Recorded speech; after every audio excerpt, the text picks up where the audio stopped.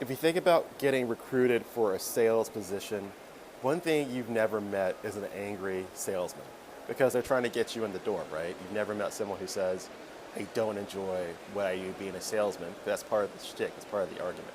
Now, I'm not saying where I am is a sales experience at all, but sales is a role, it's an employment role, it's an entrepreneurship role that's possible for you to pursue after you get out. And if you think about what we do in the military, to a small extent, what we do is sales sometimes. What we do to show our position in uniform, show the flag, to render assistance where we render assistance. Some of that is a selling function. So sales is life, right? One thing we're not used to doing is selling ourselves in the uniform on the open market, or I should say after the uniform on the open market. We're fortunate and we're lucky that we have the pay scale, we have assurance that no matter what happens, there's a detailer or a personnel officer that's going to give us a set of orders, whether we like those orders or not. But what we don't know is really the open rate of exchange for our skills. If you think about currency, there's three functions of a currency: a store of value, medium of exchange, and unit of accounting. So if you think about salary in this philosophical sense, not in this fear-inducing sense, a salary is a unit for us to account what our skills command. It's a store of the value, external, quantitative value we have in the market. And it's a medium of exchange when we think about civilian titles, civilian positions versus military titles and military positions. You know what an O6, what level of command they should have, what size of unit they should have, but do you know what a director or a supervisor or regional manager or project manager, the size or role they should have? It's something that we have to learn. It's something that's new for us. So today I'm in scenic San Antonio at one of the 4 annual Service Academy career conferences. And I'll be honest with you, this one's a little fear-inducing.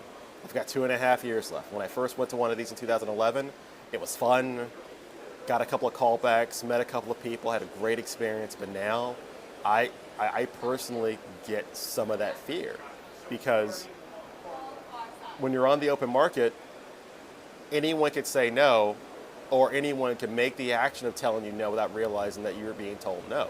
It's a whole different, you say the Wild Wild West because I'm in Texas, right? We use the metaphor. It's a whole different operating environment. It's a whole different set of parameters. The challenge is we have to put ourselves in these positions and environments more often than we think, more often than we realize. We say that even though we're locked in by the time or locked in by the service, we still have to take the opportunity to take some air and see what we command. And if we don't command the level or the value we think we should or deserve, then we have to go back underwater and figure out how to do that. And it's hard. The phrase I'm using is, I wouldn't expect an Amazon regional manager to walk into an O5 brigade command tomorrow.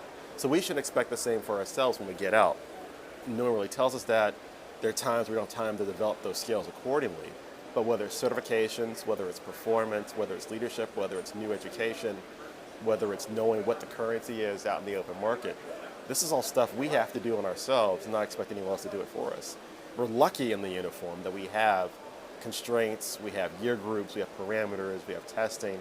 We have a very formalized, rigid structure that could always be better, but there's a structure. Afterwards, there's 6 paths of transition, and each path you choose to take can become a different challenge, a different set of steps, and a different outcome based on what you want to do.